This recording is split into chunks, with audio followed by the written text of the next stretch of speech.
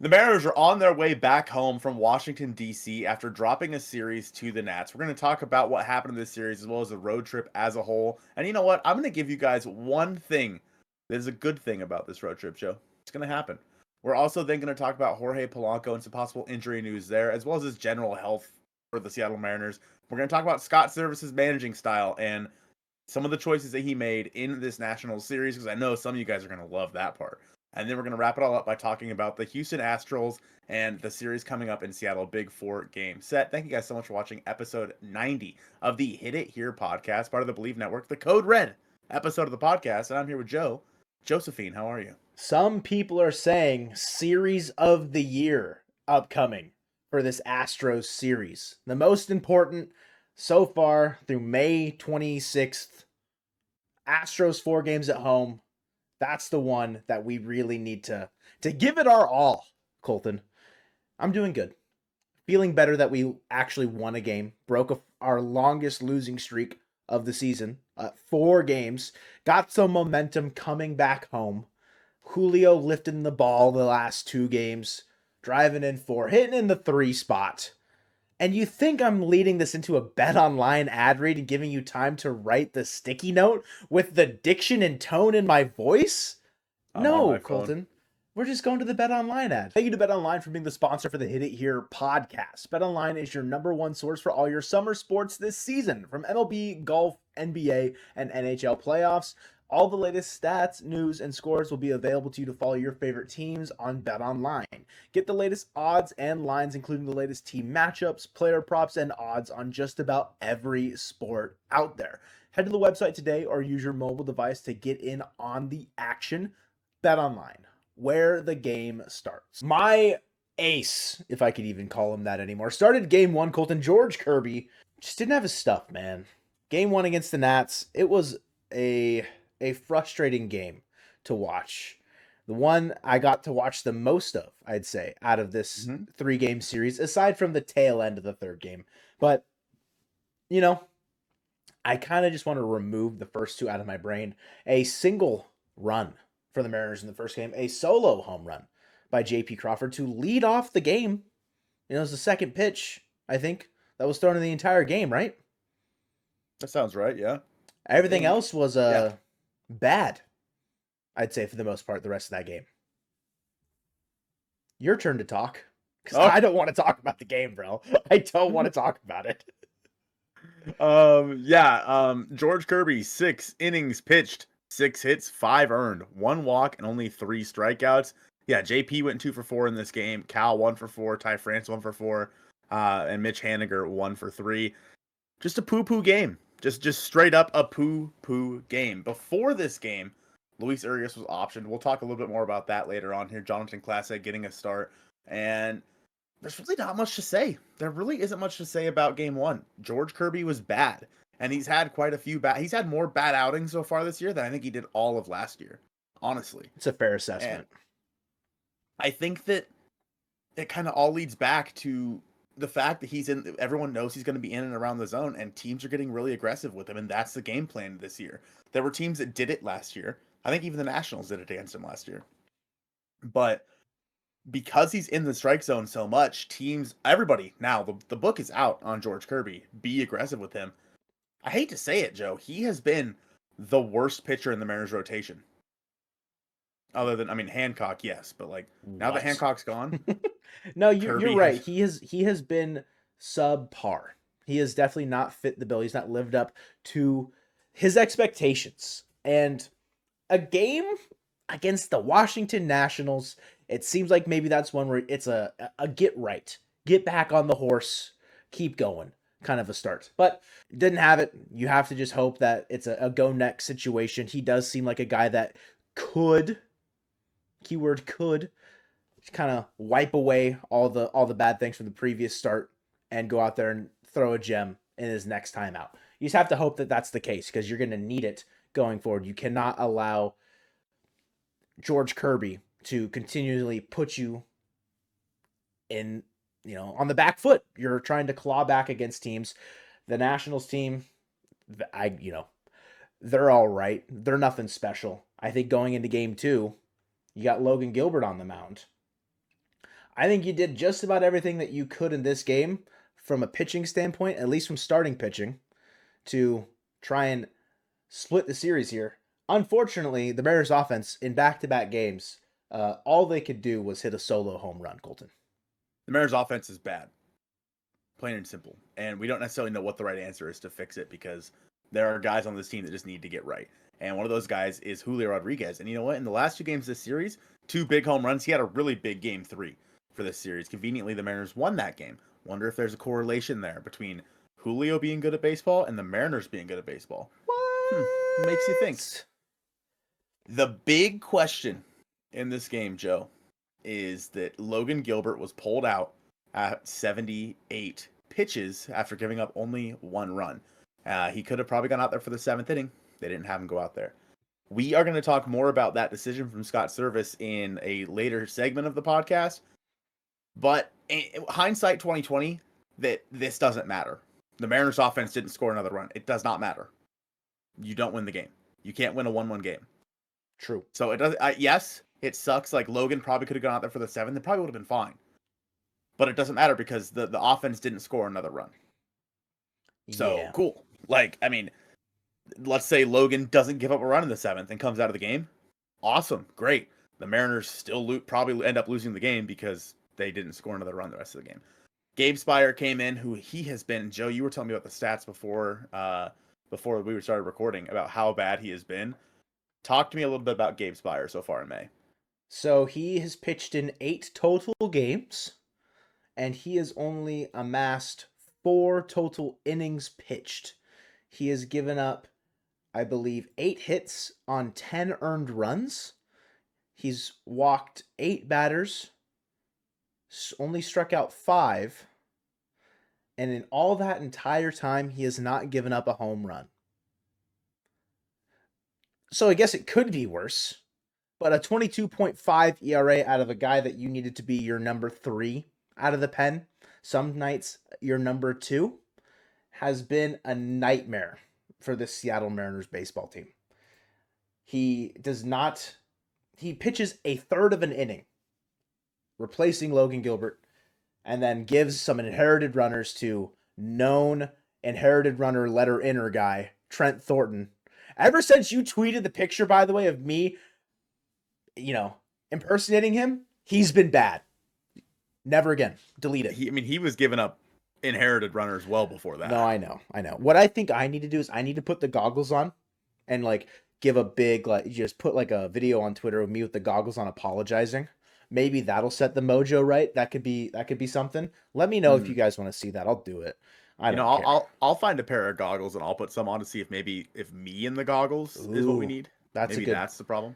That's a fair point. That's a fair point. Stanek looked fine in his inning in the second game, but Colton, he didn't look fine in his outing in the third game.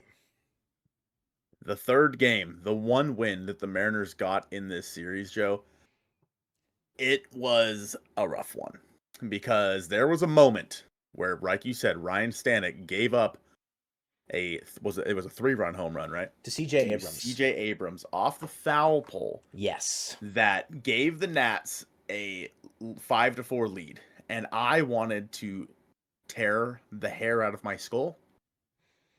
But overall, in this game, Julio Rodriguez went 3 for 5 with 4 RBIs. He was the star of this offense. Brian Wu, another pretty decent day for him. 6 innings pitched, 5 hits, 3 earned. 2 of those, I Bleav, one of those was an inherited run. I think 2 of them. Was it 2 of them? Oh yeah, you're right. 2 of them were an inherited run.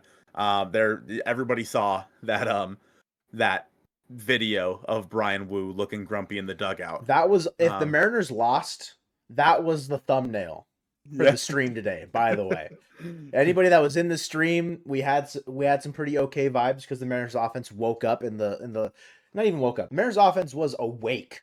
They scored 4 off bum Patrick Corbin. So that's good. They needed to pick up the bullpen today. Most often, I'd say throughout this year and previous years, the pitching staff and the bullpen has had the offense's back and just be like, hey, you guys can only muster up 2-3 runs today. We got you. Today, the Mariners offense needed to, redial it back in. Dropped 2 in the 8th, dropped 3 in the 9th. Ty France had a big home run early on in this game to give the Mariners a 4-0 lead. Obviously, Julio, JP, like a bunch of just a resounding offensive performance in the later innings here. But yeah, Stanek coming in, it's just a nightmare situation having your second and third arms out of your pen give leads away. The question goes once again, and we'll talk about this here shortly, is what Scott did in those situations, because he let Brian Wu go out there to start the 7th inning, which I think was completely the right move. Mm-hmm. And then he gave up 2 singles and pulled him. We'll talk about how I feel about him getting pulled in a later segment. Went to Stanek, and then Stanek faced 3 batters, and then they put him in to face a 4th batter, which was CJ Abrams, while Taylor Saucedo was ready in the bullpen. Yes. We'll talk about that shortly. But yes, Stanek has been poo-poo caca lately. And the Mariners offense, again, this is probably what the best offensive game they had the entire road trip. A 4-6 road trip for this team. The vibes were really bad after game 2. So much so that Scott called a team meeting and basically told the offense, figure it out, because you guys suck right now. And that's 100% correct. Yes. The offense has been god-awful, especially in this series specifically. I was okay. This road trip, in my opinion, was all right. But the fact that you lost 2 games to the Nationals when you won 2 against the Yankees and 1 against the Orioles, if the Mariners would have went 4-6, but 3 of their 4 wins was against the Nats, I would have been like, yeah, that makes sense. Like that makes sense. But the fact that as a really good baseball team, you played pretty well against the Yankees and the Orioles, and then you sucked versus the Nationals, it's like, how does that happen? With that being said, sometimes that's just baseball. Again, that's not to say that there are guys that did not that deserve to just get away with this, how badly they played. They don't. But for example, the Cincinnati Reds swept the Dodgers this weekend. Cincinnati Reds suck. Yeah, they've been bad this year. They're like 23 and something. They're bottom of the NL Central. Like, they're bad. And they swept the Dodgers. Sometimes, guys, that's just baseball. And again, that's not to say the Mariners were good during this road trip, because they were all right up until the 3rd game in New York. Then they were bad. Then the wheels fell off. And you mentioned that it was their longest losing streak so far. That's what good pitching does for a team, is you can kind of limit those losing streaks, because you have a stopper like Logan Gilbert out there, even Brian Wu today. Guys like that could go out there and kind of get deep into ball games and hold off the other team. But Joe, one of the biggest news pieces out of today, other than the fact the Mariners won, is that Jorge Polanco was once again pulled out of the game with a right hamstring injury. Yeah, he's getting an MRI today that you're hearing this. My expectation, something that they should have done, a week and a half ago, is that he should be put on the IL. I expect that to happen. Honestly, like, if he can't go out and give you a full 9 innings 2-3 days a week, he shouldn't be on your team until he's fully healthy, especially a guy that you brought in to be your everyday second baseman. Obviously, it hasn't panned out overly well for Polanco so far and the Mariners in 2024, but you need to, one, not run a man down on your roster. He needs to go on the injured list, in my opinion. We did just see Luis Urias optioned for Jonathan Clase. Colton, I don't know if bringing him up is the right answer, just calling him back up. You said that you think that they can do that if there's an injury. Is that correct? You can. Otherwise, you can only bring a guy up after a 10-day window after sending them down, unless there is an injury. Then you can bring them right back up. Got it. Yeah, their whole idea was sending Urias down was to allow him to get at bats to get right. Get him in a groove. Get him locked in. Having him go down there and then come back up again to just be a random, 8-10 at bats a week situation is not going to get him right. I don't think calling him back up is the right move. There's obvious guys down there that can fill a infield utility role kind of position, or not even utility, just maybe a corner infielder if you need him to go play second base, because you've got Dylan Moore, who's been playing well, who's found himself in a more of an everyday situation. I'm sure fans are looking at Ryan Bliss, who In Tacoma in 50 games, he's got a 247, 382, 445 slash. You know what he's able to do on the bases. He's got 28 stolen bases down there so far in 50 games, doing pretty damn well in that department. He's also popped 7 home runs. So it's an option. He could probably go play okay second base for you in a spot start situation. If that's a guy that you want as like a spark plug late in the game to steal a bag for you, I'd say the similar vibe to like Samad Taylor in that way, who probably provides you a little bit more positional flexibility. There's also the ice horse, Deidara's guy, Michael Chavis, who's hitting 296, 368 with a 494 slugging, with an 862 OPS down in Tacoma. Third base, first base, primarily probably there. Has played some second base in his past. Could be a nice, like, genuine, closer to MLB bench bat, if that makes sense. I know I saw some love for Jason Vossler on Twitter yesterday when he hit a grand slam. I think he's left-handed. That's about my limited knowledge about Jason Vossler, if I'm being real with you. Brian Anderson's picked it up a little bit down there too. So there's guys that I would say should be ahead of calling Luis Urias back up, just so he can get himself right and maybe just give someone a bit of run here, see if they can pull a Mike Ford from last year. Yeah, I would assume, Joe, that it will be Dylan Moore every day at second base moving forward. I mean, all of a sudden, I agree with you that Polanco should be put on the IL. He should have been put on the IL 2 weeks ago, but he wasn't. And the Mariners tried to push it, and this is what happens. I don't know why they tried to push it with a guy that's been poop. Yeah, but they did. Like, he's bad. He's been bad. Give him some time off. Let him rest. And putting Dylan Moore over there at second base is not the end of the world. He was great for you at shortstop. He has a 150 or WRC plus or OPS plus or something like that. Has like a 1.8 WAR so far this year. He's been great. Obviously, you can move Rojas over there if you need to. I think that if I had to guess, I'd say that I'd go with Brian Anderson. Sure. Coming up. I think that he makes sense as a guy who, if you lose him, like, so let's say everything, Polanco comes back off the injured list, you need to send someone, get rid of someone. Losing Brian Anderson isn't the end of the world. You know what I mean? Because, again, you have Chavis, you have Nick Solak. Yeah. You have Vossler, like you said. So it's not the end of the world.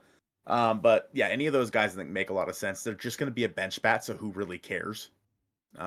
Rojas will be your everyday third baseman. Dylan Moore will be your everyday second baseman.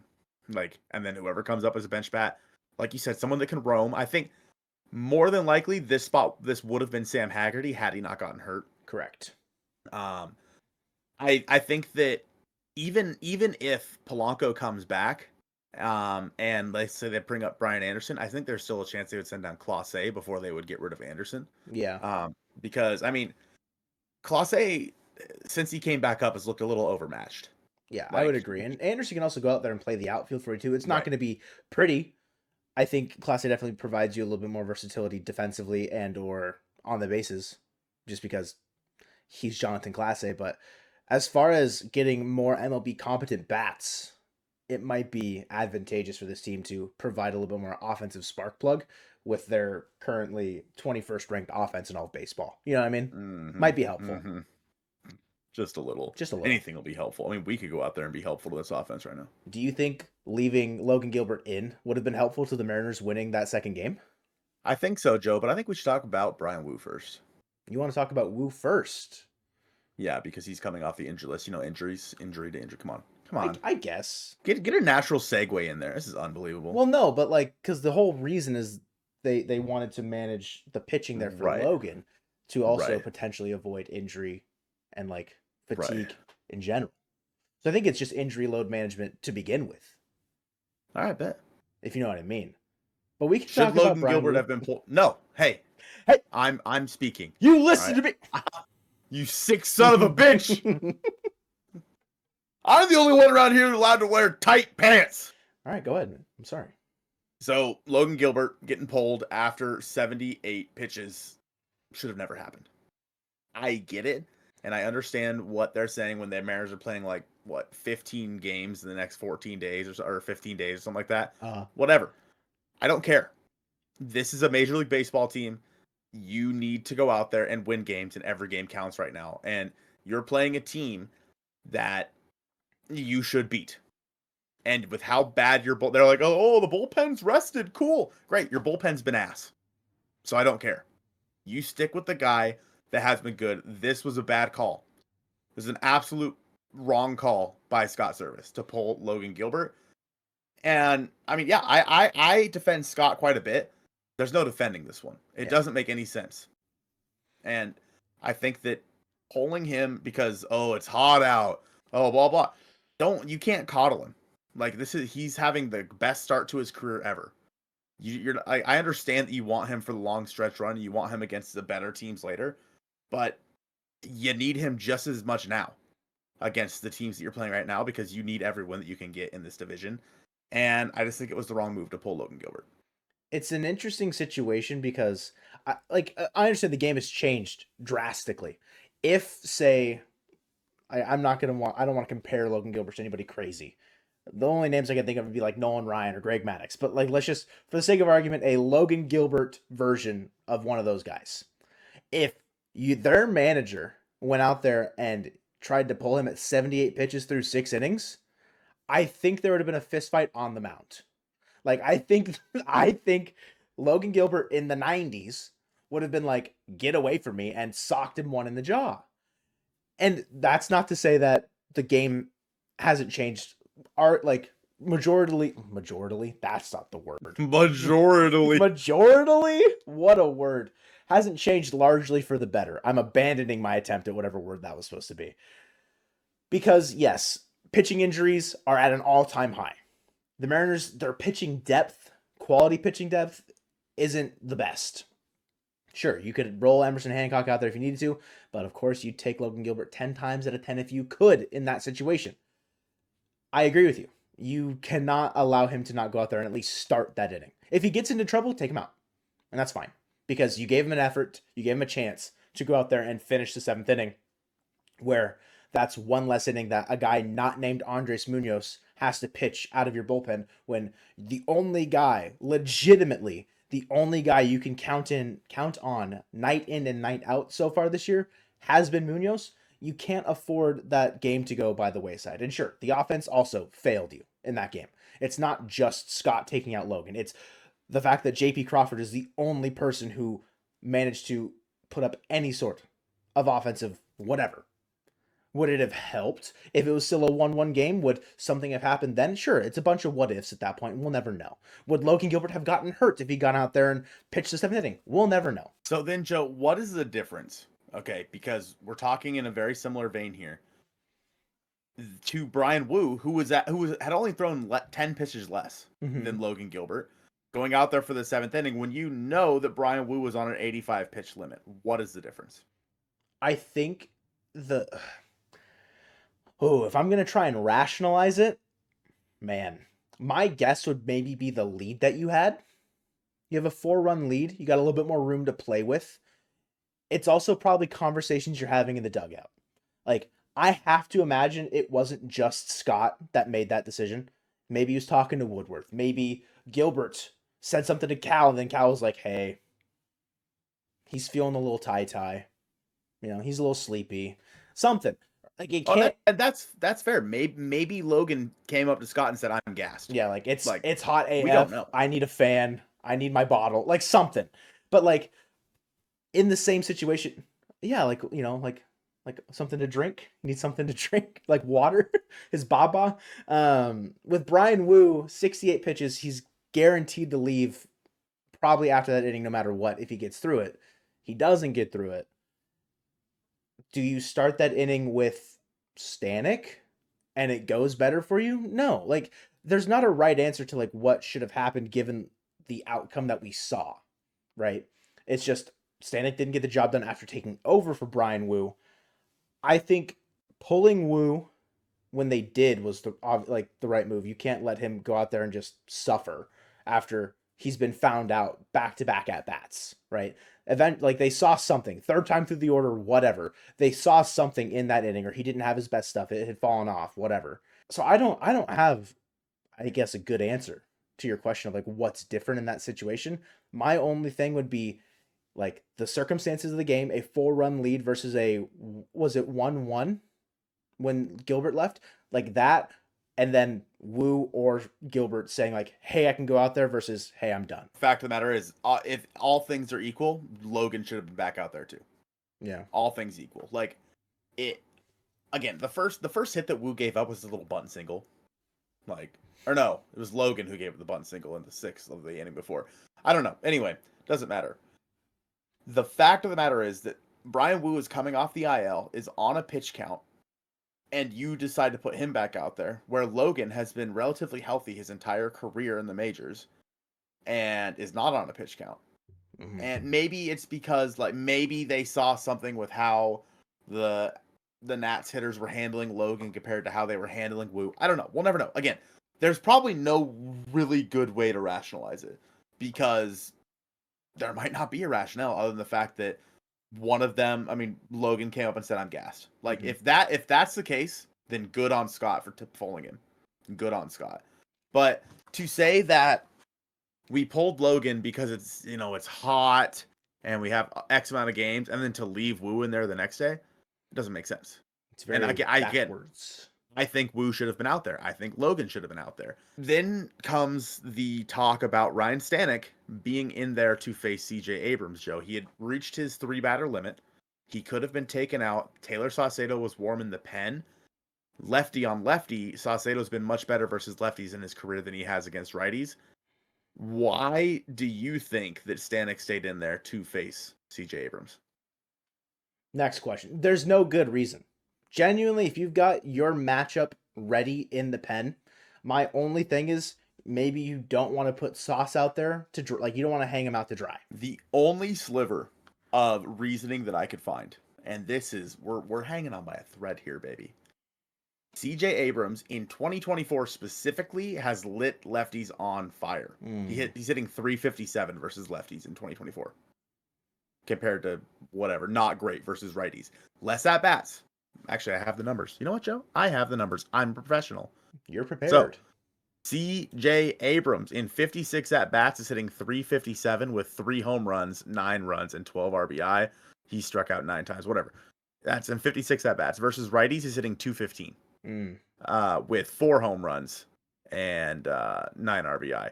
So he has one more home run in almost triple the at bats, and he's hitting about a full 150 points lower against right-handed pitching.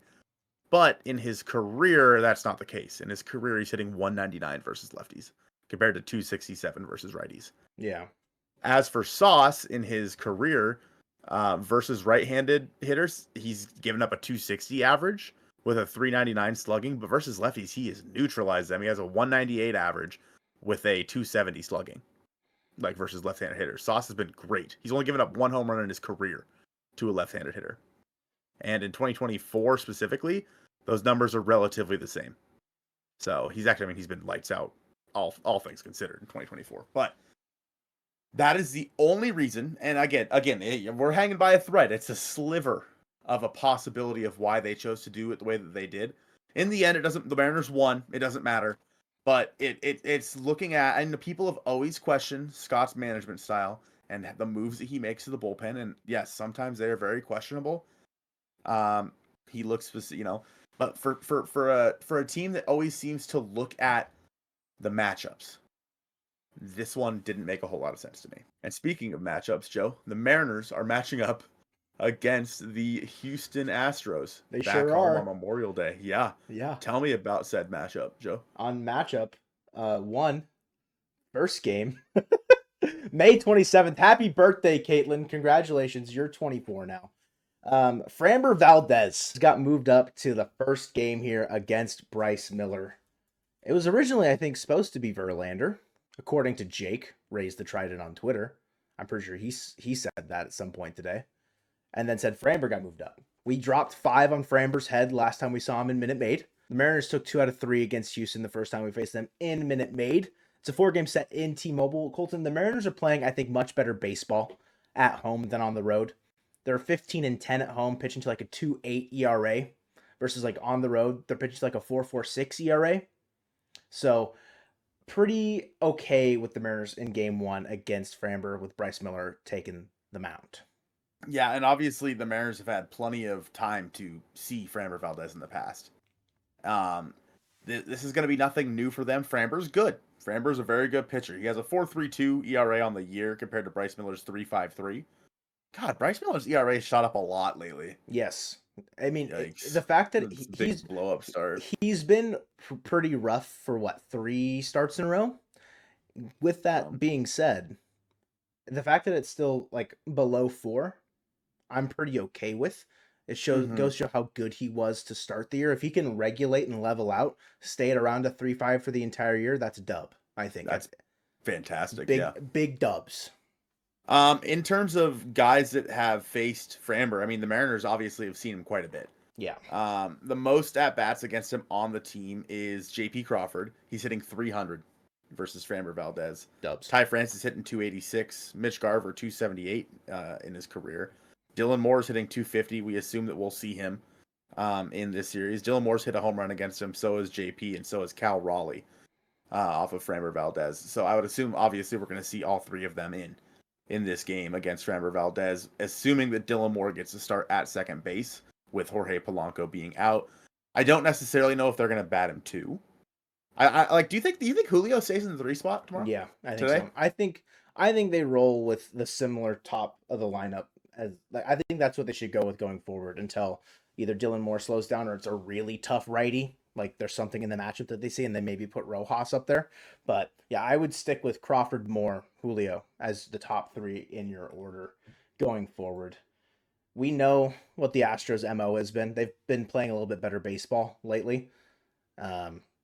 They've got a little bit better of an offense than the Seattle Mariners do, as far as WRC plus is concerned. A 116 WRC plus for the Astros on the year. Mariners sitting at 96. The discrepancy between those is about the same for the pitching, just flipped. The Astros have the 26th ranked pitching ERA, a 4.45 team ERA. Mariners are sitting at a 3.69. Damn, she fine. So we're looking all right as far as what we can take advantage of in this series. You know, the Mariners pitching better at home. The offense, hopefully they can like level each other out and you take the advantage pitching wise. The issue, Colton, that I'm having is those damn Astros don't have their pitching matchups, their probables listed. So I'm just gonna sit here and spout poop out my mouth again for the a third Sunday in a row. Because poop mouth. Hey, can I mention one more thing about Framber? Yeah, of course. So in the game versus Framber, Luis Urias took him deep, and so did Cal Raleigh in that game. Obviously, Urias is not going to play a role, more than likely, unless he does get called back up with the injury to Polanco. Mitch Garver had a double off of him. Polanco had a double off of him. Probably not going to play a role. But overall, the Mariners had a really good game versus Framber Valdez in Minute Maid Park. I would assume that the game plan stays pretty similar in T-Mobile Park. You have to, because you got to him once. There's no reason that this team can't do it again. Sure, personnel might look a little bit different. The vibes are a little bit different. But you're coming back home. Yeah, whoa, your hair looks crazy. Does it? Oh my God, it's so poofy. Wow. You just completely derailed me. Hey, we're professionals. Keep going. We're professionals. Game 2, we're moving on. I'm done talking about Framber because there's no one to talk about in Game 2. Because it's TBD versus Luis Castillo. Likely Hunter Brown, because Christian Javier's, his daily bullpen, his arm's feeling a little funky. It's not doing what it's supposed to. His start could get pushed back to Wednesday, but Justin Verlander could also pitch on Wednesday with normal rest. Or they could pitch on I don't know, guys. Okay, I don't know. But all I know is Luis Castillo, he's been rock solid ever since Colorado, basically. In the Rockies. Whoa. 4-6 with a 3.31 ERA. 69. Nice. Strikeouts on the year. He's going to go and shove on Tuesday against Houston. There's no, listen. Okay, we're back home. The vibes are going to be good. There's no reason for me to believe that that's not going to happen again in Game 2.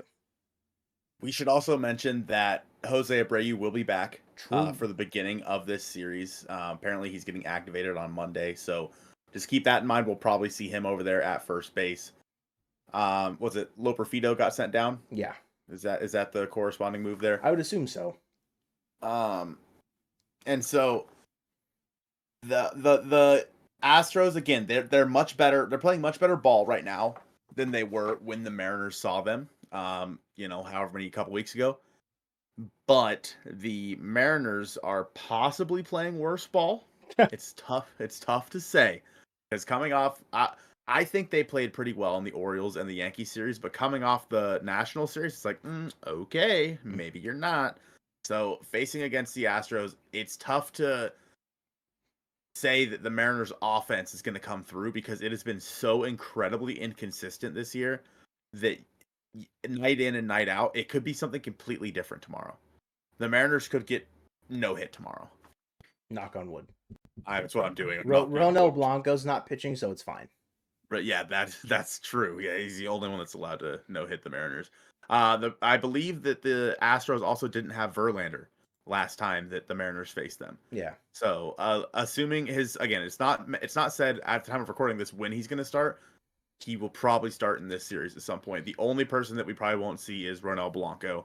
And if Christian Javier does come back up, I would assume that Spencer Arringhetti is kind of the one to fall on his sword there, and he probably Javier takes his place. So Hunter Brown has been a little bit better recently. So I don't know. It's tough to say for the Mariners. And again, a lot of it depends on the corresponding move that gets made. If Polanco does go on the injured list, which he absolutely should, he 100% should, because you're just wasting a roster spot on him right now. And I would assume against Framber, we're going to see the right-handed heavy lineup. So we'll see, again, Dylan Moore probably over there at second base. We'll probably see Jonathan Clase, I would assume, in that game because he's a switch hitter over one of Rayleigh or Canzone, which I'm not saying that's necessarily how it should be. Yeah. But that's probably what will happen. And I don't know. It's going to be a big series, Joe, against the Astros because while the Mariners are playing better baseball so far this year than the Astros are the Astros. And you can't take them lightly no matter how poorly they've been playing. And this series could be a big indicator of where things are going to go with the AL West the rest of this year. And we're 3.5 up heading into this series. So 4-game set, you can separate yourselves pretty heavily, or you can kind of remain right around the same. The Astros were 9 under when we played them in that second game. That's where they were floating around. It was around 8 to 9 games under. They're only 4 games under 500 now. So they 4 or 5. I just closed out my standings tab when I was trying to look at it. That's so embarrassing. Doesn't matter. Around 4 or 5 games under 500. George Kirby is pitching in the third game. Please, for the love of God, go out there and do something other than give up like 4 or 5 earned runs. Throw 7 innings of like 1-run ball. I'm begging. We need him back desperately. But just in case he's not, Colton, Logan Gilbert, your stopper, is finishing out this 4-game set, a very crucial 4-game set. It says the Astros record on this screen that I'm looking at too. I just didn't know where to find it. That's so embarrassing. They're 5 games under. Logan Gilbert is pitching the final game, Colton, Thursday. All hands on deck. And I think Logan, he's the most important hand of all. So at home, the Mariners are 15-10 on the year. The Astros, when they're away, are 10-14. The Mariners and the Astros is going to be a very good matchup for the AL West because in the end, I think it might come down to these two teams, Joe. The Rangers are poop right now. Scuffling. I think they just lost 6 in a row. They won a game on Sunday. They are 3-7 in their last 10. The Mariners are 4-6. So I guess, maybe the Mariners aren't much better. And then the Astros are 6-4. So going into this is a big series for the Mariners to kind of finish up the month of May. The May Scaries will hopefully be over soon. And then the month of June is going to be a month that's going to be a little bit kinder to the Mariners in terms of their schedule. I did mention on Twitter that the strength of schedules for both teams, the Mariners have the easiest strength of schedule in terms of winning percentage for the rest of the year, in terms of current winning percentage. The team with the second easiest schedule, the Houston Astros. So it's going to be a dogfight going into the rest of the American League West standings for the rest of this season. But that's going to do it from us. Thank you guys so much for watching episode 90 of the Hit It Here podcast, presented by Bet Online, the Chun T episode of the Hit It Here podcast. And go Mariners.